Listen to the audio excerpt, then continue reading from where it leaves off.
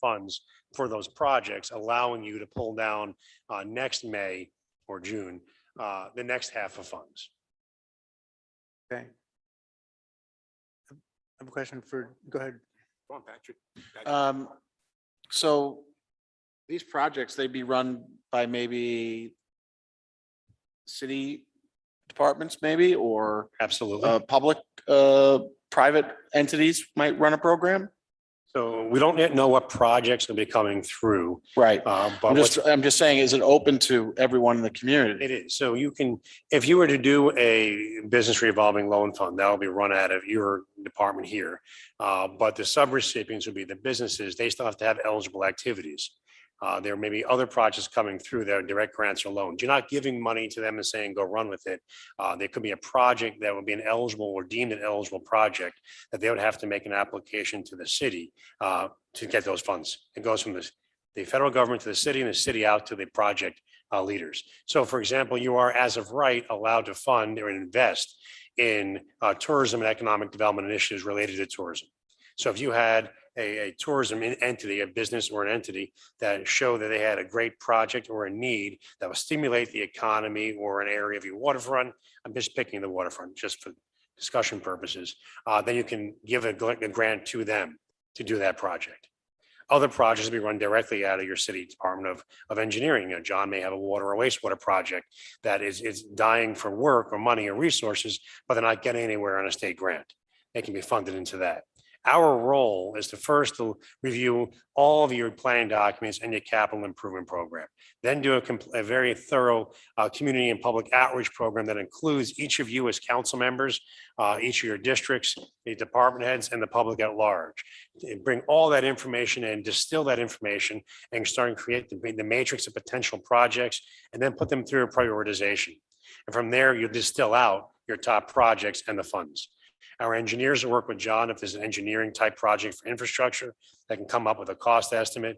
We work with, if it's a nonprofit or another entity. If there's a program, for example, we have a community that sees a huge need for mental health services for students as a result of COVID in the last year. We work with healthcare professionals to come up with a cost estimate, but we also want to work not in a vacuum. Your county has a plan, and we have to identify and understand what they're using their monies for. And if they can invest some of their monies in your needs, you can then free up your project dollars for other projects. So part of that is fungibility and leverageability. So work with the county and work with other project partners, maybe doing similar projects. Now that's where our staff comes in. We mentioned the planners. I run as a practice, I run the government operations and efficiency practice. One of my staff members is a former county manager whose role it was to recover Schenectady County from the hurricanes Irene, Lee, and tropical storms. So she's on board to work on the financial part with you. And the planners and grant writers and engineers are all available to assist the city on this engagement. Alderman Ptolemy. Ben, are you involved with the county in their disbursement? No, they already have their plan. They've released and rolled out their plan about 3 or 4 weeks ago, I think it was. So we will be in contact with the county executive to see where there are opportunities to leverage their funds and your funds and see if there are specific needs that they can invest in. I know there's part of their funds was local priority projects. So we have to figure out how fungible that'll be and how much they're willing to invest, and then also what projects you have and see where we can do those. We used to work with the county when County Executive Mike Hine was here, and we did their grant writing for a couple of years and developed their grants and needs assessments. And we also did the local government efficiency grants for the county and the city. A question for John Toohey. So the money that's been dispersed, can we invest that in a guaranteed product? Like an investment product for, is that allowed? It's not. The money. Ben just was saying that it's not allowed. No, No, you can't it's- take it and roll it into an IRA. And No, just like a CD or something. So the city's guaranteed to have its money, after 6 months. It's collateralized with our lead bank. So it meets all the collateral requirements that are required on the city, but it's not in a time investment. And are the reporting requirements very stringent afterwards for compliance? Well, But yeah, they're yeah. creating the reporting requirements as we speak. So for you as a municipal city, your first and only interim report is due August 31st. Then your first quarterly report is going to be a double quarter due October 31st. And from there, every quarter is 30 days after the quarter. They're still creating the forms. The information is any expenditures over $50,000 have to be accounted for. You don't need to get anybody's approval, but at the same time, you have to make sure that what you're doing is conforming with their rules and And regulations. you might be audited one day. Oh, you will be Oh, we audited. will be audited. Okay. You have an automatic single audit requirement, and you will be audited and reviewed. So you will be keeping records of whatever it is you spend it on. And if you think it needs to be looked at a later time, even if it's less than 50,000, keep it. You're required to keep the records for 5 years. There are all kinds of language notes in the FAQs, but there's no rules or regulations, excuse me. So for example, prevailing wage rates, these are not governed by Davis-Bacon or MWBE like the state does. However, you do have to pay a prevailing wage. So when we do an infrastructure project, you will get the New York State prevailing wage rates and put them in your file and keep them there to make sure you're covered. It's really always, to me, will it pass the newspaper test and will it pass an audit test? That's how you decide whether or not it's going to be going. If it's anything funny, you don't want to do it because you don't want to be paying back in 20 years. And Don, just to further, to elaborate on Ben's comment. So the money is in a dedicated bank account. And in terms of the reporting, the other party that will be involved on our end will be our audit firm. Knowing that every dollar that we spend will be subject to single audit, which is a higher level of audit than the city in general, right? Because it's certain requirements, certain spending thresholds trigger what they call a single audit under the federal guidelines. This falls into that category. So we'll be under single audit for a number of years. And we're going to review everything really with our auditors as well in terms of like the financial, the calculations that we think are subjective or need another level of review. We'll go through those with our auditors. So I'm comfortable. And really we with have the to make numbers. sure whomever you grant the money to do whatever project is going to be done through here, if it's another entity, they have the same reporting requirements and the same compliance issues.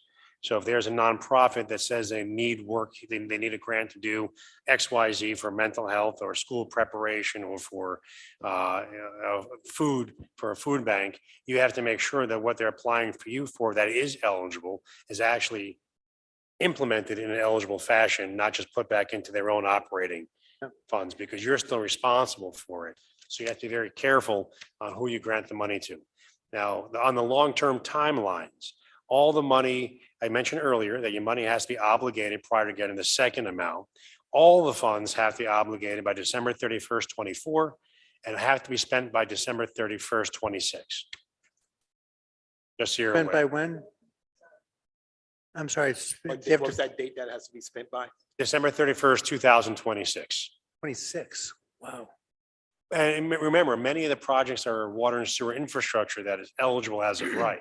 So the immediate needs of mental health, physical health, small business loans, those can be done relatively quick. But if you now have a decision and you figure out that you need to bring infrastructure to XYZ in order to stimulate the economy, create job opportunities, roll monies back into our employees, raise the quality of life, that doesn't happen overnight. As John had mentioned earlier, to your question, ma'am, that took 3 years to design the outfall project. That's because some infrastructure projects have many different levels of complexity, reviews, and permits that may take 1, 2, or even 3 years. So they give you 4 years. Just Thank keep you. that in mind. Alderwoman Rita Witherton. Hello, thank you. So you said that all of the funds have to be expended by 2026? did you Yes, ma'am. say? So that's all of the money that we get, not necessarily, sorry, the monies that's given to whatever entity. we All may grant. monies, So the Even- money that's dispersed as well will have Yes. to be, correct. Okay, and so then when we're talking about reporting, any groups or entities that get any of these monies, will we be the reporting agencies for that? They're going to have to report back to you. So one of the things that we'd most likely be doing is creating some forms for you to use so they can report back to you. We would do that within the same type of format that you have to submit to the feds Mhm, so that you're not interpolating and extracting and putting somewhere else. So whatever we have to report back to the federal government, we probably put in your grant agreements with whomever you're granting it to, so that when they get the money back, when they give you the information, it can be imported directly into the federal forms, okay, just for ease of use. okay. And Um, if it's not used, what happens? Well, you have to give it back. If you don't use your 17.1 million, you have to give it back. So that's what's important. It's important to identify the highest and greatest needs, those that have been impacted, and what you can do to assist those recover fiscally, economically, physically, and then identify how we can reestablish, reuse those monies in my city of Kingston, to the best and highest reuse. At the Right. same time, balancing leverageability and also balancing the other needs you have as of right and other needs you have. So there are 4 buckets as of right that you're allowed to spend the money on, but there are many other city needs. So part of the process is working with John and your auditors to do what's called a revenue recovery accounting, to figure out how much money you were supposed to have received versus what you got. And that money can get put back into your budget, and then from there used in other city priorities that come out of this outreach process. The key though is to listen, learn, and talk. Right, It's understanding truly how people were impacted. That's where the planners come in, the community developers listening and learning. We're going to be doing things in bilingual opportunities. We'll have online and in-person opportunities. We'll set up shop at some of your events, probably with a big pull-up banner and a box that people can just put information in. We want to hear from people on how they've been impacted. right. And then we want to see if you had an opportunity to address that need, how would you do that? And then we can cost some of that out. And keep that in mind, going back to your 4 years, if there are nonprofits that have a poor record of compliance and implementation, that should factor into your decision-making as to who I give this money to. Right, right.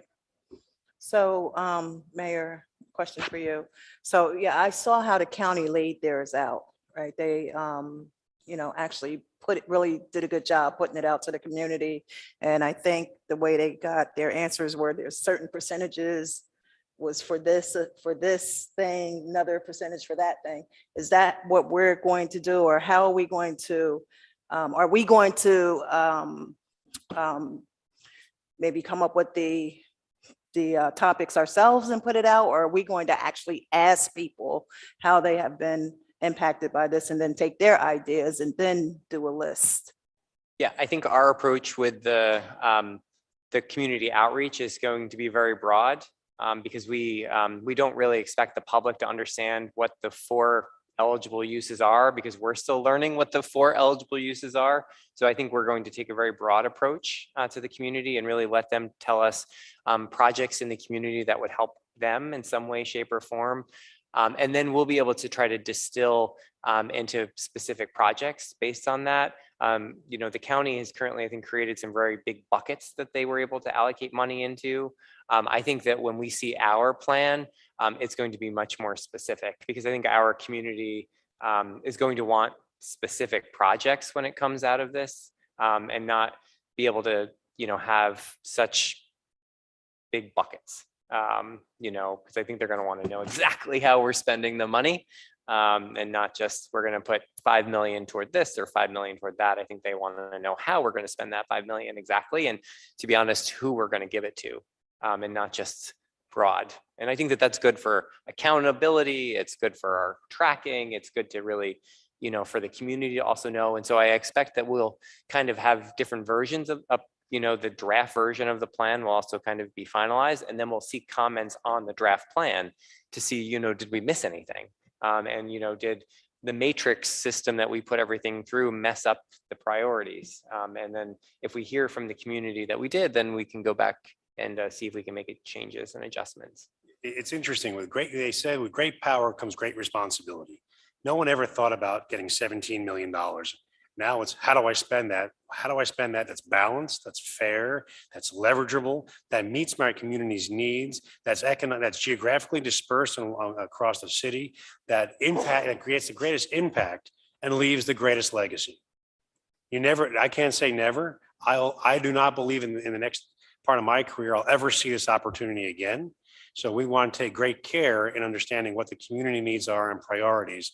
You've already done so much planning in the past 10 years. We're not going to recreate the wheel. There are projects in every one of your plans that we're going to pull into this process and then work with you as the elected officials, the department heads, to create a balanced approach that's careful, that's pragmatic, that'll meet the audit trails and make sure that the money is spent as swiftly, but as carefully and as pragmatically as possible.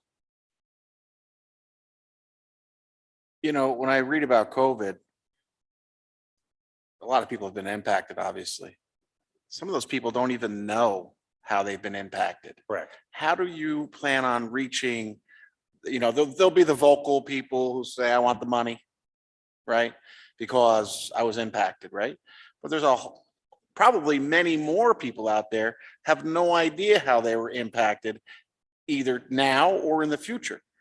How are you gonna approach those problems? The ones that are silent, the ones that don't really realize it hasn't even caught up to them yet. How are you gonna find those people? Unfortunately, it would be unfair for me to say that you can reach everybody all the time. What we do, and what we plan on doing in the first part of the first couple of weeks, what we do is create what's called a PPP or a CPP, a community participation plan or a public participation plan, which is working with your department heads to figure out what has worked in the past to get the largest outreach. We then want to work with council members, with the community groups to get out the word of what we're going to be doing. We'll be using your very successful website that you already have for public participation. We'll be getting out to community events. We'll be working with you to get the word out to folks, to get people to participate, to provide information either online or in paper format. But this isn't a top-down process. This is, we're all in this together. Every one of you represent a district. Every one of you know people, nonprofits, community leaders, people that your neighbors that have impacts or may know other people. We want to get the word out to participate and funnel that information in. The reality is you're going to have a plan for phase one, or the first half of the money. You're going to have a good idea of what that's going to be on phase two, but this is not written in stone. It's not I have a plan, I decree on November 30th that this is how it's going to be. So it is, so it shall be done. You're going to have a plan, but that can be amended. So if you get through the first phase and you realize there are additional needs coming out of this, you can amend that going forward in the second amount of monies that come through and say, I want to reallocate from A to B or B to F and G. So it's fluid. The process is meant to be open, balanced, and broad. Okay, thank you. But my question is, how about a group maybe that's not vocal, maybe the elderly, or maybe drug addicted people, right? Of course, they're not going to come to your meetings. They're not going to maybe have the transportation or the ability or the social media access that you are going to be using to try to get much of this information. How are you going to reach those people? You're not. You're going to rely on the nonprofits that service those people to provide the input onto their specialty. So you have service providers that deal with the drug addicted, the homeless, the mental health, the youth, the seniors, the aging, the infirm, the veterans.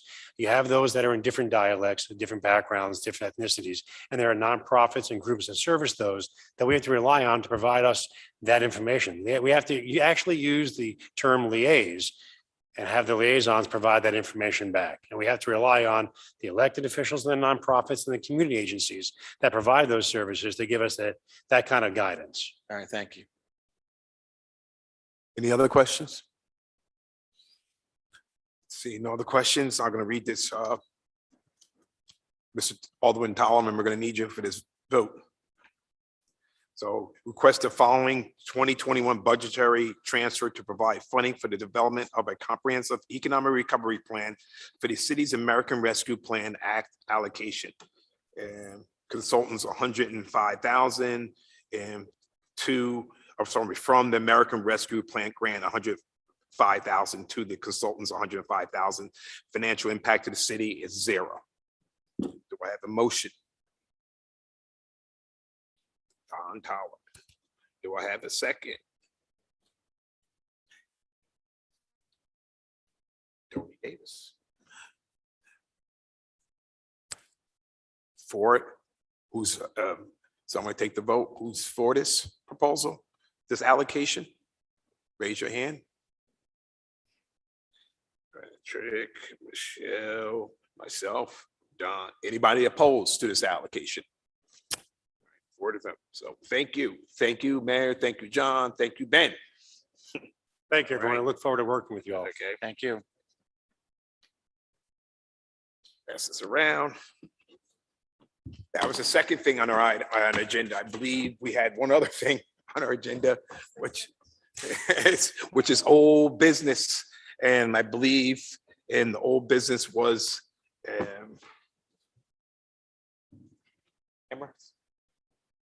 cameras. So we have Chief Tenty here. If you want to, anything, if you want to come on up to the thing, if you add any information to this, if anybody has any questions for you. Correct, that would be the other stuff would be on Caucus, but yes, this is.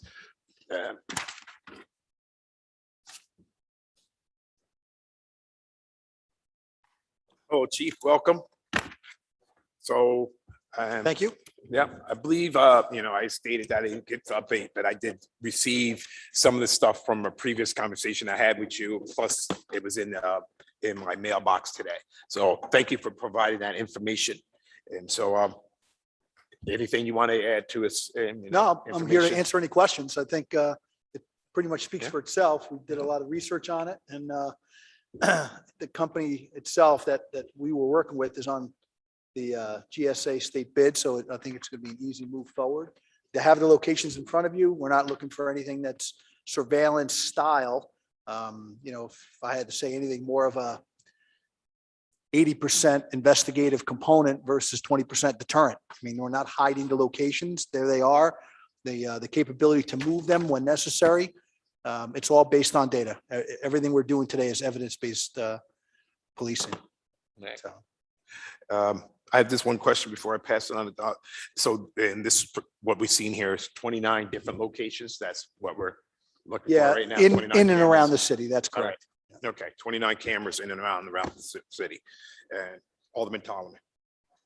So how did you choose them? Just based on, I mean, I saw all the maps where the shots were fired.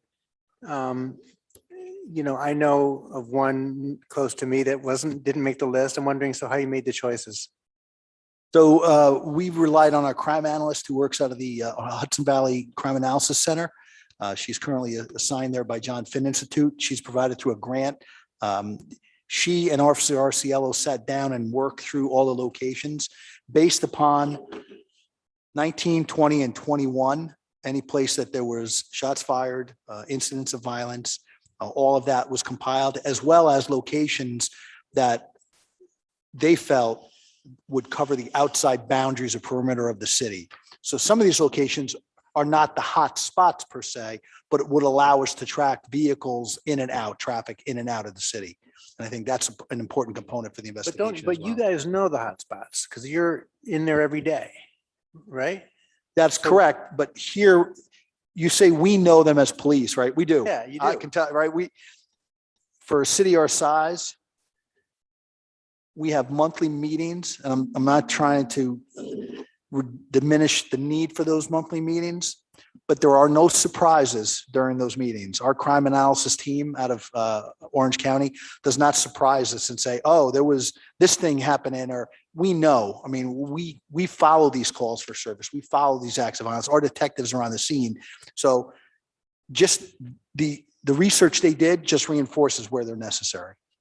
So some people could argue, and I've had people ask me, why so many locations? Why can't you just go with 10 cameras? Well, we could, but it's one of these things where I dare say the money's available. The project is started. Once we have these in place, we can always move them around. You know, as well as I do, that these locations may change. Some may never change, but some of them will change. and we'll just move these cameras. The mounts themselves are wrapped around the pole, and then we just take the camera body off and move it to another location. All we have to be able to do is tap into the light head, the light So how many cameras do you propose now? 29. 29. And is less cameras a possibility? As if we said, let's just fund 20? Or is that hurt the program? We felt, I asked them to, no bars, don't put a stop on it. There's no lines, no boundaries, no box. You tell me the best way to serve this city. And they said, these are the locations. So if I said to them, we're only getting funded for 20, then they would pick the top 20. But I told them, this is it. Right. So again, not knowing if the council was going to look into saying, well, 29 is too many, not enough. You know, ideally for law enforcement, every corner, every intersection should have it. Right. You know, we're not looking at these cameras actively. I can tell you, we do not have the personnel, dispatch, civilian or otherwise, to sit and watch a screen all day. We don't have volunteers. That's not what we're doing. How long is the data kept? Right now, it's based upon storage needs, but we can usually go back 18 to 20 days. Now, any incident that occurs would automatically be tagged. That's not the case. I mean, very similar to what we have available to us, whether recorders or body cameras and so on. We have a 180-day set, but if we come across something that we know is evidentiary, we'll immediately take it. And is that data under only the KPD purview? Like, does anybody else have access or possibly hack in to see? Currently, we work with Kyle McIntosh from IT, obviously, and we use the same mechanism, same system, which is static IP addresses. The IPs are assigned to us by Verizon. You know, you hear horror stories about people hacking into CIA or FBI files. That's not gonna, there's no guarantee, but we've never had that happen to us here in So Kingston. who holds it? What is it? Verizon doesn't hold the data, do they? No, everything is sent down to us. They have storage mechanisms within each of the camera systems. We have live feed, and there's also So do we hard drives keep on each it in camera. our servers, or is it in the cloud? Do we have a cloud service provider? There's hard drives on the cameras that we access. Do we actually have it on our servers? We keep it here. Yeah, I don't know if we don't have plans on downloading it to our servers. We just access it. Essentially, it's a computer on a pole, and we just access that hard drive remotely. I see. So it's actually in the camera. There's a hard drive. Correct. Each camera has a hard drive. That's correct. Yeah. The size of the camera dictates, the size of the hard drive dictates how long we can keep it for. But then price goes up. Right. Any other questions? Hi, Chief. How you doing, Rita? Alderman Rita Worthington? I mean, I don't have any questions. Thank you. For a long time, I've been asking you about cameras. Yes, you have. Yep. And so now that we can get them, we need to get them. I looked at the proposal that you sent like thoroughly today, and you know, the cameras, the way that they're positioned, they're not invasive. You know, they're not peering into households or Correct. anything like that. So I appreciate that. I know that was an issue that was brought up about them. And so I like how they're spread throughout the entire city, most of the entire city anyway, and that they can be moved if need be. So I'm 110% in favor. So thank you. Thank you very much. What's the cost, Chief? I'm sorry, what's I that? know it was in the paperwork, but what is the cost? The cost, I believe it was just above 298,000. About For 300, 29 cameras. about 300,000. That includes the camera systems, the mounts, also includes the Verizon cards. Now there's additional fees. I believe, I don't have the paperwork in front of me, but I believe it's about $15,000 per year for the Verizon connection. Each camera requires its own SIM card, its own data card. That's how it transmits the data back. And then on top of that, after the first year, there's additional service contracts that would have to be met. So And- you'll see that in the general operating budget. And who on our staff's going to maintain them?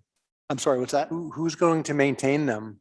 The company has a warranty for the first year, and then they have a service contract. We would send them back if they fail to function. They've had good luck. The CCTV systems are pretty rock hard. And what is your expectation? Like, once they're installed, what do you think is going to happen? Do you think there's going to be just a lot less shooting? Like, would you expect to apprehend people? Like, what do you really expect to happen? I think you'll see cases get closed faster. As you know, that we still have open homicides in Kingston. That does not mean we don't have leads, but I think the biggest, I shouldn't say the biggest, one of the biggest advantages is that we no longer rely on eyewitness testimony or the fear that an eyewitness may have to come forward to the police. We have the capability to go back to the intersection. We get a call, the officers see it, hear the shots. We bring it up on the screen. The dispatcher says, I've got a red pickup truck leaving the scene. And at that point, at least we have something to work off of. If not, they've got to get there, start to talk to witnesses, see, because people have given us video evidence before. Some of them very hesitant. Some of them don't actually want to speak to us. I understand that the hesitation, both in the trust factor and the fact that they don't want to get involved in the case. Understood it. This removes that. And again, I believe that by using evidence-based policing like we have, that it removes the capability for someone to say it's very subjective. And the locations, as you mentioned, we understand that, money's money. It's always a concern. But at the end of the day, one of the greatest concerns with putting cameras in any type of city or public environment is privacy. So we try to keep that in mind. So when the red truck leaves the location where there was an incident, and then it leaves the city at one of the intersections, will the camera catch the license plate? Will it be able to read the plate? So in addition to these cameras are just for surveillance. They just capture video images. In addition, we are currently in place with the LPR project. So we should be able to overlap both of those. These new cameras do have the capability in the future to add LPR readers. They don't currently have that capability as installed, but we do have, and I believe it's, and don't hold me to it, about $3,000 per camera to add that functionality to it. But yes, the two will help. The license plate readers are excellent investigative tools. They really are. ABC 123 goes through an intersection, but that doesn't necessarily mean that the plate wasn't stolen and turned into a different vehicle. So there's a number of variations of that technology, the LPRs, the surveillance cameras, and so on. And what is the status of the license plate reader project? I know we've approved it. We've moved ahead with the hardware, and now we're just waiting for the installations. So that'll be deployed within the next month or two? I can't guarantee it. There's a lot of setbacks, but yeah, we're looking forward to having it in the next few weeks. And when we put these cameras on the poles, are we going to say KPD, a little insignia? It'll say smile, you're on camera, whatever you'd like. It doesn't, these are. Well, do you recommend that? Yeah, I mean, I'm going into this fully telling the public that these are overt camera systems. There's no surprise. We're not disguising them to make them look like telephone boxes, or we're not, there's nothing, bird's nests, nothing like that. These are camera systems. We want the public to know they're out there. There's quite a few people that have contacted me and want these camera systems just for the deterrent factor. That doesn't mean crime's going to stop. We know that, right? You walk into any big department store or Walmart or whatever, you go grab a cup of coffee at a local gas station, you're on camera. But people still shoplift. There's still loss prevention people that work there. So that's still going to happen. But the capability to catch people when the crime occurs, that's a big factor. I mentioned before, about 80% of it is that. But your intention is to take them down eventually, right? Let's say they're in a hot spot for a few months. When will you take them down? Because we don't want them indefinitely up, right? If it were me, I would want them up based upon where they're needed. Right now, we've identified those 29 locations. If we determine that this hotspot no longer has incidents of any type of violence or acts, then we'll move it to the 30th location, the one that was on number 35, number 36. We'll just keep moving them around. Ultimately, if the council feels that there is no invasion of privacy issues, put them everywhere. It's just a matter of how much money it's going to cost at that point. Yeah. Thank you. Yeah. Any other questions? Alderman Patrick O'Reilly. They are pretty impressive. Yes, sir. I can't give you distance. There's a lot of factors that affect that. I can tell you that it's over 2 blocks. Yeah, but I just want, and here's the thing. once the cameras are set, they're set. Our dispatchers, our supervisors are not have the capability to pan, tilt, zoom the cameras. Otherwise, then we run into those issues where people are like, wait a minute, I think it's pointed at my bedroom. We don't want that capability. So it'll be focused down the block and it's really for the ability to identify. In some cases, depending on how close they are to the camera, we don't have to move anything. In some cases, all we'll be able to tell is it's a 6'2" white male wearing a uniform running down the So if block. you have somebody who's a repeat criminal, and obviously you have photos of them, does this have face recognition No. capability? We don't use facial recognition on any system we have. I know there's a lot of concern about its misuse. We don't have any access to that. There's no facial recognition capability in this camera system. Can there be? Maybe, but that's not what we're here for. We're not using any of that. We don't have that software capability. Blocks, I'd say clearly clearly 2 blocks, so Clearly. 200 yards. 150 to 200 yards. And again, we got high angle pole mounts looking down the street, right? At night, they have some night vision capability, but we have the street lights on and Some night Yeah, visibility, some of the cameras. they all have that capability. So they have a little night vision kind of at, Again, limited distance, right? They're but not- limited. That's probably less distance. Right. Yeah, I can tell you this. I just installed a commercial, but not this grade camera system at my own place. 16 channel, small video recorder. I am absolutely blown away by what that system can do. Now I have control over where they move and stuff like that.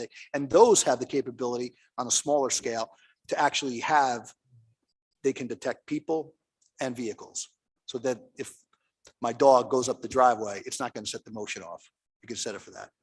You Right. can dictate where it's going to block out. Although when Worthington mentions about the concern with privacy, you can block out certain sections so it doesn't read those areas. So if it's pointed at a house, we can actually just block the house out. You can block the open areas of the house, correct? What's that? The open areas, the windows, the You can doors, actually block that on the some camera? of that, correct. As long as we're not going to be peering into any. And again, understand that if I had 29 patrol cars with 29 officers, I could put each of them in these locations anyway. And there's nothing that anyone could say about it. Those aren't privacy concerns, right? I mean, I could park a patrol car out there and point our dash cam or just have an officer out there. It's the same effect, except I don't need 29 cops to do this. Once the cameras are mounted, it's a 24/7 capability. Best bang for the buck. Might not need you anymore, chief. Okay, that might be true. More questions? Chief, I just wanted this to confirm with the total price here, because I couldn't bring this up on my phone. Is it $298,695? Is that what you? I believe that's the total price on it. Yep.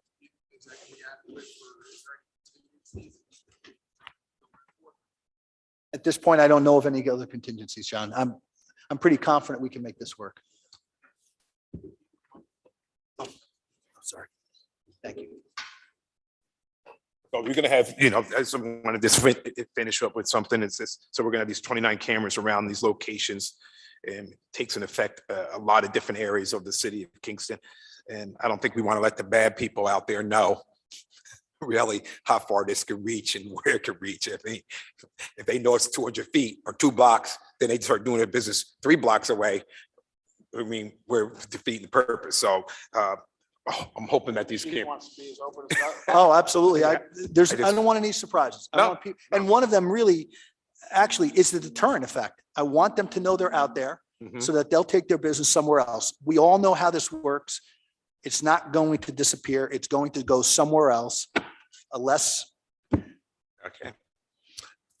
capable environment is where they're going to go. So whether it's a different neighborhood, a different location, another city, whatever that might be. Right. My responsibility is to make Kingston safer. This is one mechanism that'll do it. Alrighty, so I'm gonna read the committee report and the purchase of 29 cameras with broadband and monitor and computer station is gonna come from fund balance A19999.19.5901 to major equipment A13120.12.5201. Financial impact is $298,695. Do I have a motion? Can I say something? I think that we should include a KPD badge and then make that part of this, because people be walking around seeing these cameras and saying, who's watching? Like, who is that? You know, and in a world full of conspiracy theories, you know, I think you should put your calling card up there. That's fine. I've seen in other jurisdictions where they actually have the police department and the phone number for contact.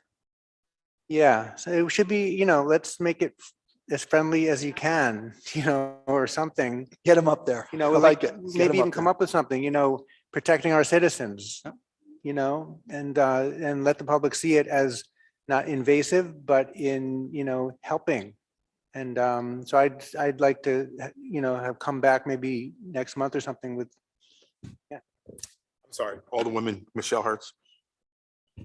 Thank you, Chief. I just had a quick question, just because based on Don's question about like saying, you know, who these cameras belong to. Are they bulletproof?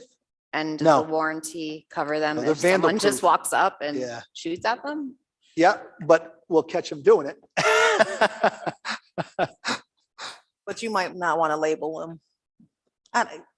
So they do make bullet resistant camera systems, housings, tremendously expensive for what we're doing.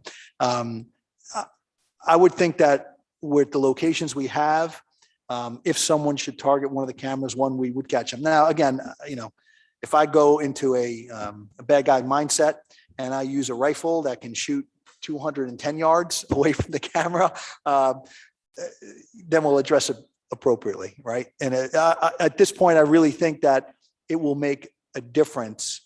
One, to the people that are doing the right thing out there by knowing that the city cares for their public safety. And two, the bad guys who ultimately get caught and are sitting there in the defendant's chair when they look at the video of them and say, wow, they caught me. There it is right there. Without any real eyewitness testimony that has to be brought in front of the judges.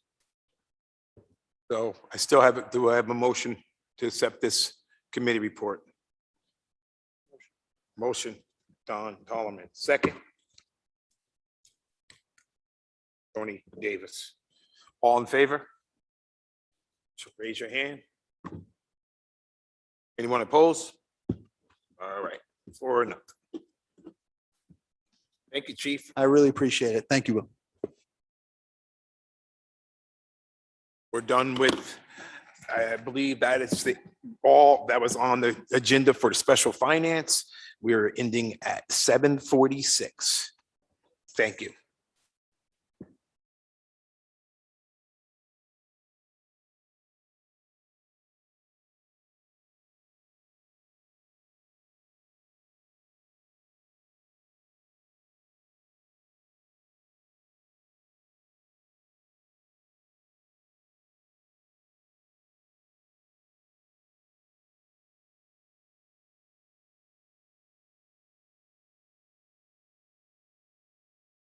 So we're gonna move right into caucus. Hi, Doug. It's all right, he doesn't sit at the table? All right, so does everybody have their legislation list? Paperwork? All right, so we're starting at 7:47. Just finished the special finance meeting. And now we are starting caucus. Everyone is here, so everyone ready? Yeah, okay, good.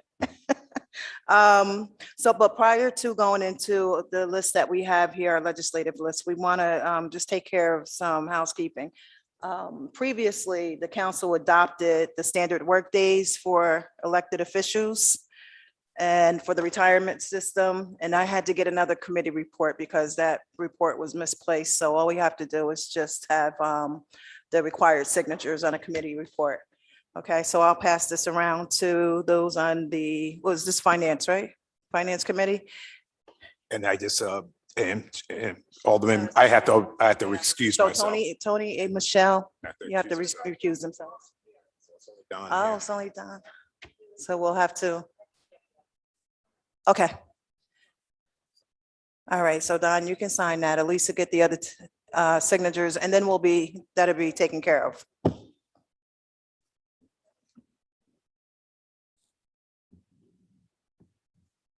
Okay, we ready? Yeah. All right, so I'm sitting in for Rennie today. I don't know why he asked me, but but bite your tongue. Okay, so let's go. So resolution number 158, One buddy, all right with that? That came out of finance. That has 58? 149. Yeah, right. Sorry, I'm on the Yep, back. I'm on the okay. second page. Sorry about Yeah. that. 149. That is requesting a transfer in the amount of $500 for dues to the ONW Rail Trail Coalition. Everybody all right with that? Yes? Okay, 150 is a resolution. This also came out of finance. This is a transfer in the amount of $2,000 to cover the expense for the music in the park events. Yes? Resolution 151 also came out of finance, but I had a question on this one. I'm not sure why this one came out of finance. I thought this would be laws and rules, but this is a resolution determining the Kingston Point Rail Trail Phase 2 projects to go under secret. Yeah, I thought, yeah. Committee report says finance. This should be laws and rules.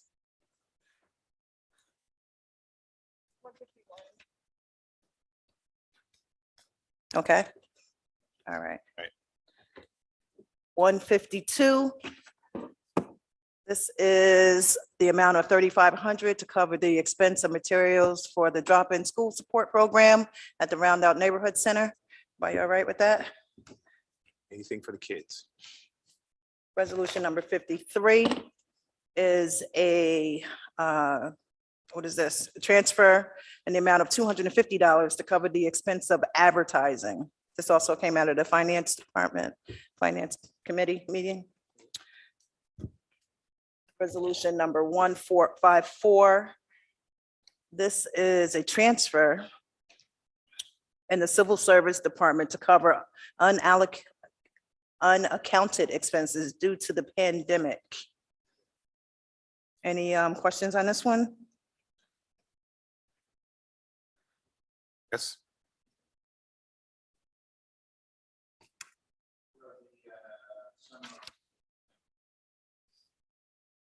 Seminars and dues, it's, let me see. For the civil services training.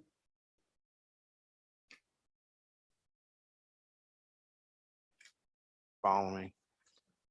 I mean, I would just say it's probably just regular seminars. He didn't get into exactly here, but it's to increase the following to individual point officials, transfer of contingency, increase the following amounts. Yeah, she did not, again, Jackie DeSiegel did not get in specifics about, It is, yeah, it's in the letter. it's for training, Patrick. Yeah, The I last think it was for paragraph. training. Yeah. Last sentence, yeah. I respectfully request that additional funds be added to the travel reimbursement as well as the dues seminars association fee line so that I can attend the training conferences in October.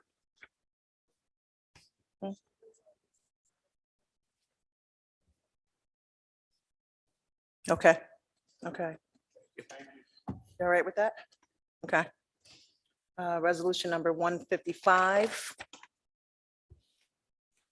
This is a transfer in the police department in the amount of $110,000, $479.14 to cover retirement payout and various training expenses. Are you okay with that? Yes? Okay. Resolution 156, also out of finance.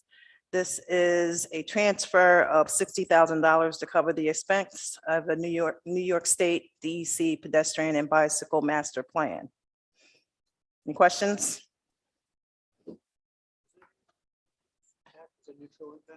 In-kind services, This is zero impact.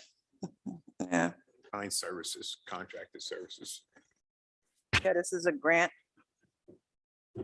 for $120,000, and then a match of $60,000 will come in.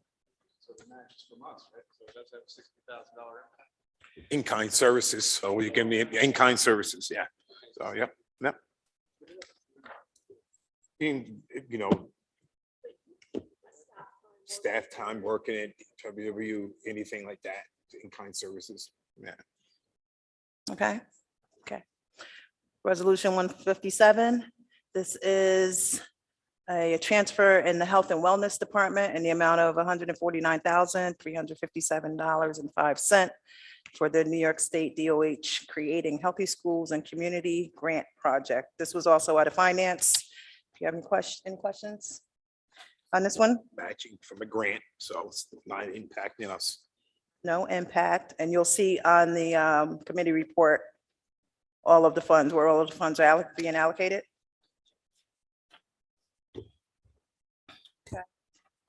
Next one's the same. Resolution 158. This is a resolution creating healthy schools and communities grant from the New York State Department of Health, Division of Chronic Disease Prevention. This also came out of finance, and this is just authorizing the mayor to sign docs to spend the grant monies. No matching funding required. Okay. Grant. Resolution 159.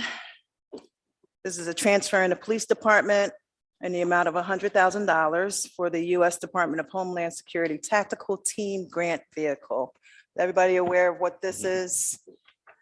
This has to do with the, sorry? This has to do with the armored vehicle that the chief talked to Finance Committee, I believe it was last month. Last month, yes, we talked about it. Last month. However, there were some no votes on that. So is there any questions on this? Everybody have what they need for this? For tomorrow? Any questions, if we discuss it? Up to you. That's up to you. I'm want to curious because I know everyone in the Finance Committee said no.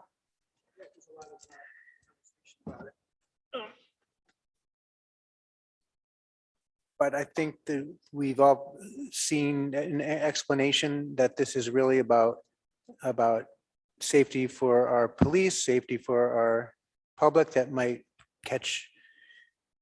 just get some safety from a bullet being fired. And I think that the framing of the conversation has shifted. It's not an armored vehicle like military, it's a safety vehicle to help our operations be safe. But that's, so I'm a yes vote on this. But does anybody want to share any concerns on this? Also, the chief is here still, if you want to address any questions about it. I actually talked to Chief at length, right? The chief graciously meets with a group of us every other Tuesday to talk about policing matters in the community. So he actually came and talked about this, and him and Deputy Chief Bonds did a wonderful presentation. And I voiced my concerns to the chief. And I believe he knows my heart on this. I believe he knows that because I will be a no vote. I believe he knows that this is not personal. This is not against him. This is not about KPD. But I come from a community who has been long history of traumatization by law enforcement, and I got to pay attention to it. And so I was for the cameras. I think that's a whole different issue than this armored vehicle or the safety vehicle, as you call it, right? But I have to be a no vote on this because I have to listen to, and we've gotten a lot of letters of support. Both. We've also gotten a lot of letters of non-support. And it really is about me talking to people individually, not just reading the letters and listening to what everybody is saying. So I'm just one vote though, but I will be a no vote on this. It's only going to be 8 votes tomorrow because Rennie's not going to be here. So it's going to take, you're going to have 5 yes votes. Okay. Speaking of the mic, please, Tom. Oh, no, I was saying there's only going to be 8 votes tomorrow because Rennie's going to be away. And so, it's going to take either way, 5 votes against it or 5 votes for it. If it's split, then the chairperson, all the person at large will have to cast a deciding vote. Is that going to be the case tomorrow? It's, Or you're just, I'm just saying, yeah, I'm just Okay. saying either way, it's gonna have to, Okay. because it's only 8, so it's gonna take, it's gonna take 5 votes either way. Or 4-4, whatever it might be. I'm just saying, it's gonna take 5 votes to pass it or 5 votes to fail and to defeat it.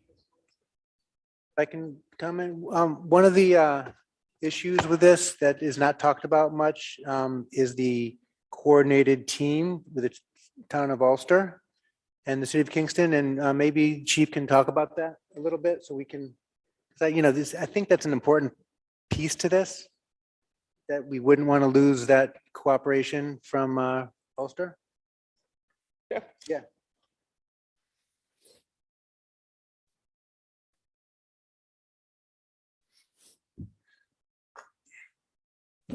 Yes, thank you. So you've heard my request, and I understand it's not personal, Rita. I do. I get it. I would be remiss if my response was, we already have one. It's parked back there. Some of you have come to see it. When's the last time it was rolled out? And I understand that the engine was bad on it. I could have come to council to say I need $20,000 to fix it. It's a truck with steel plate around it. There are no guns mounted on it.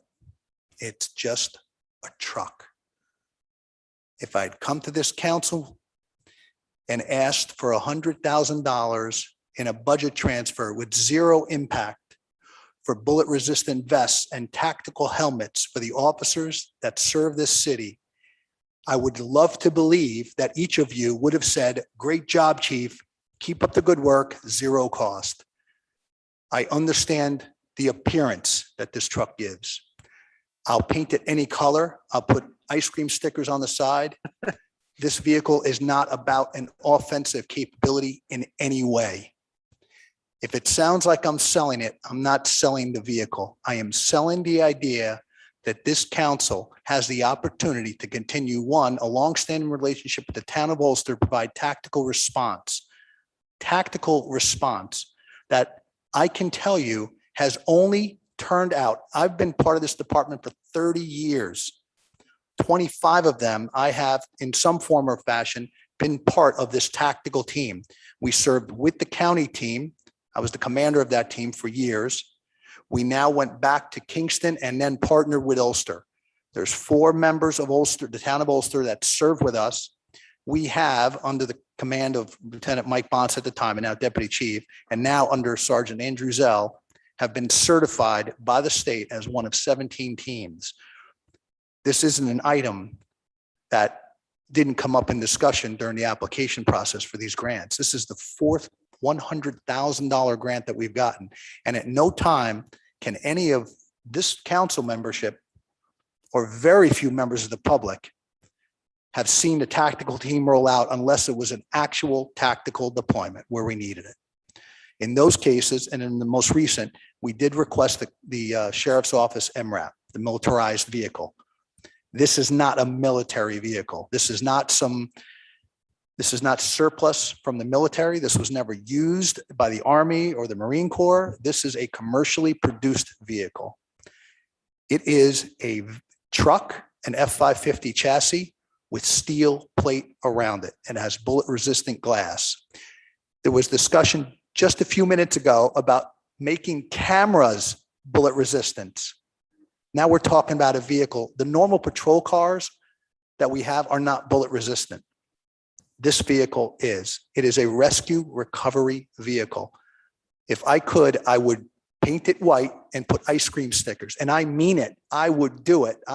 It doesn't matter what it looks like to me. It's the capability that it serves. One, to protect the officers that are putting their lives at stake. And every officer does, right? When they get a patrol car, put a uniform on and get into a patrol vehicle, they are a target. I recognize that. The saying was, and still is today, when a person needs help, they call a cop. But when a cop needs help, they call SWAT. because these officers are trained to that capability just so everybody understands, we invest 16 hours a month in tactical training for these officers.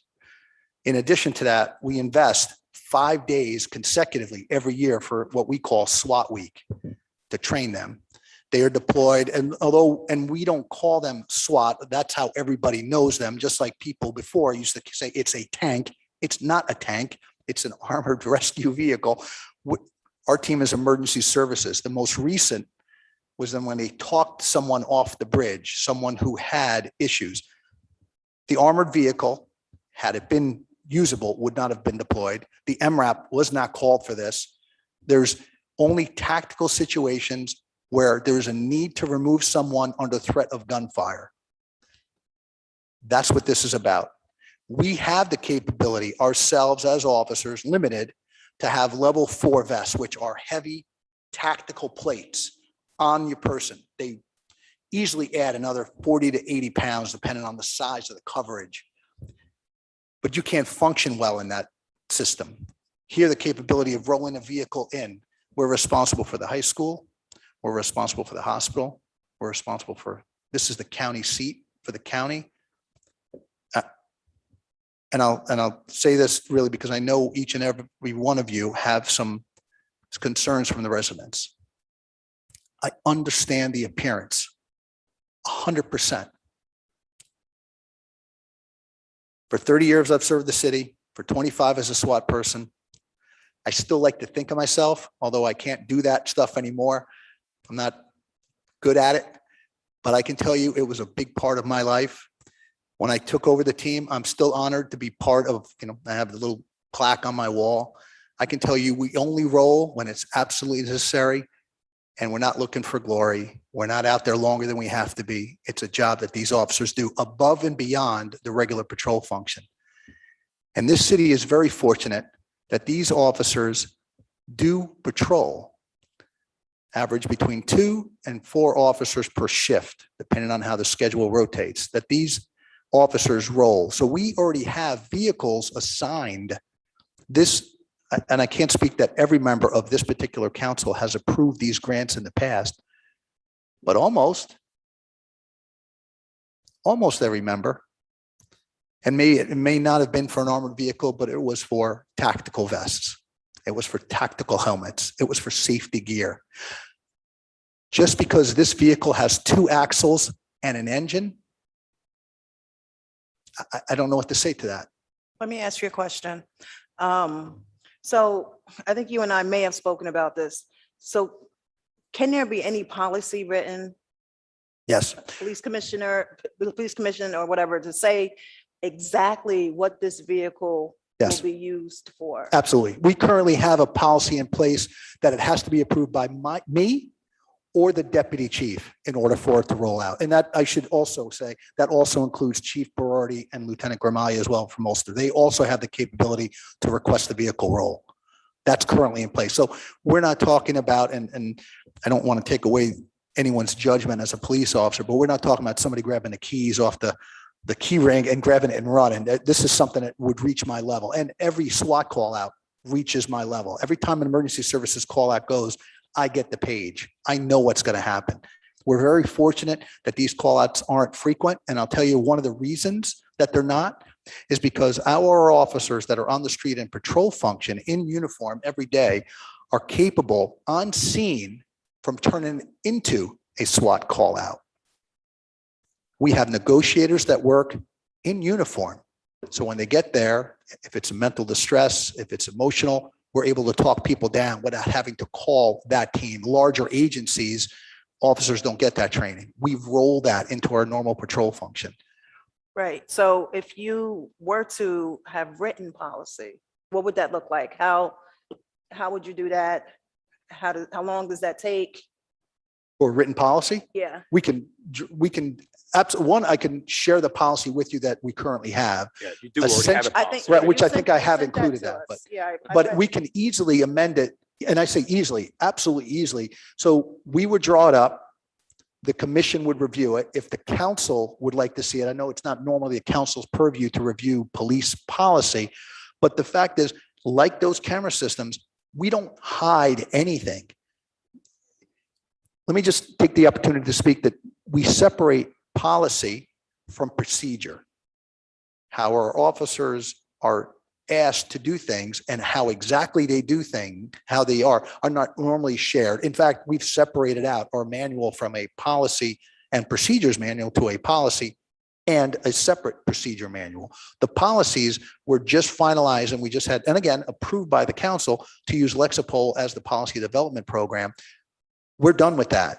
The commission has already signed off on it. We are just preparing for publishing on our city website so that anyone can go to the police department website and access any policy, not every procedure, because Right. those are difficult sometimes, but we can amend it to the needs of, to answer any questions.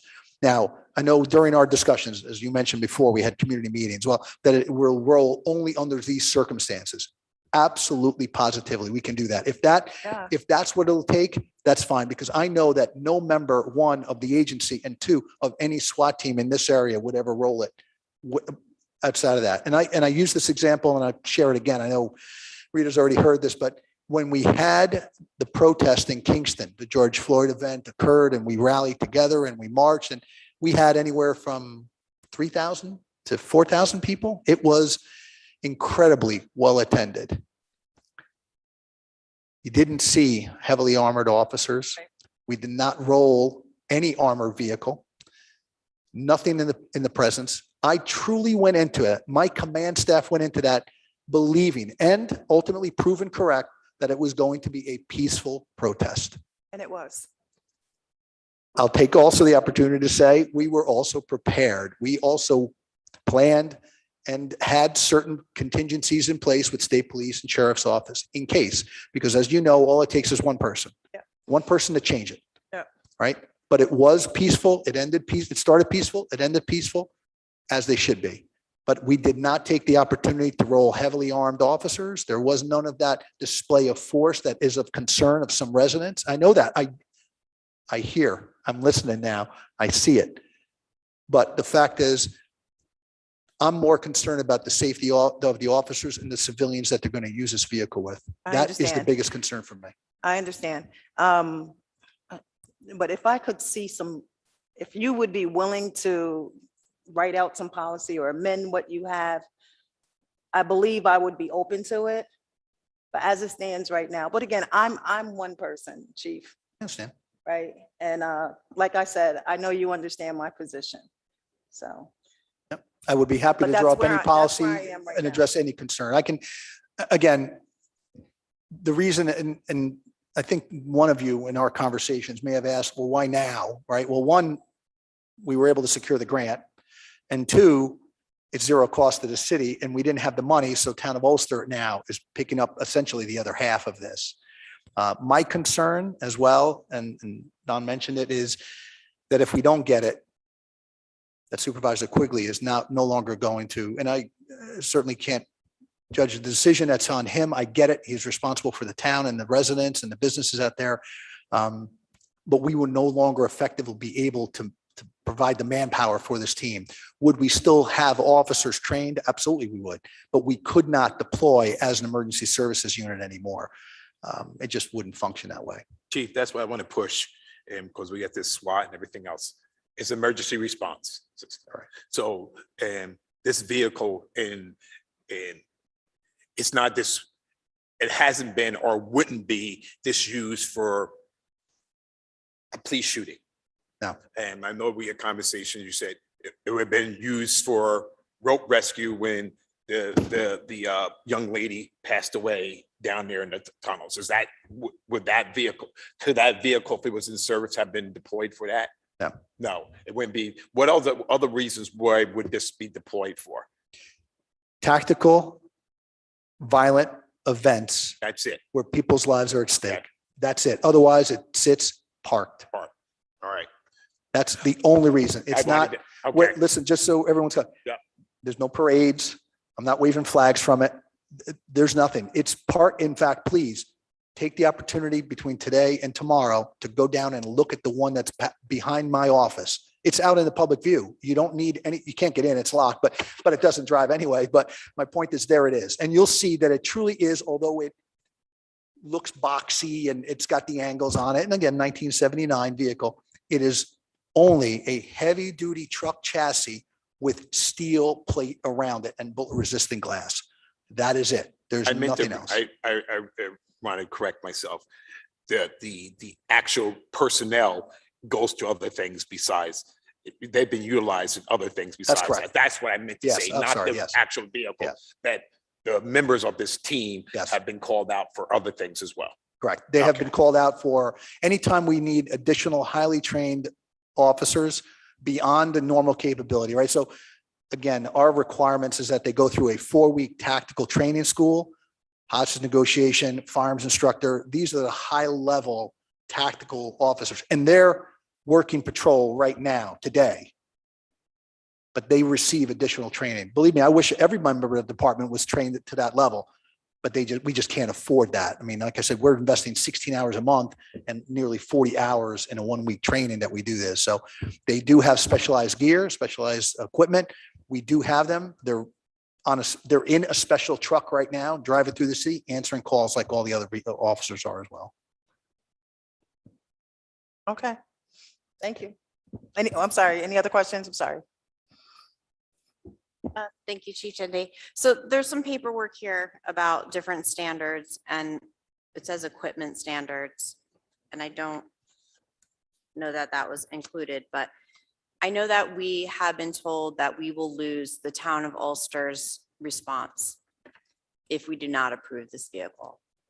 But what I would like to know is, would we actually lose the SWAT certification 3 years from now if we do not have this vehicle? Is that something that is put in there in the state standards that we must have an armored vehicle? So we would be able to maintain a standard if we added additional officers. We just don't have the staffing to meet it. We just can't do it. And the fact is, being multi-jurisdictional provides us with additional resources when it comes to, one of the reasons we have these grants is because we have MOUs with additional township. There are other jurisdictions that would not, one, be able to certify, and two, be able to get this grant funding for additional equipment. And again, this is the 4th grant. There's been approval for 3 $100,000 zero impact grants. In the past, we haven't added any other money to it. But the financial part of it was zero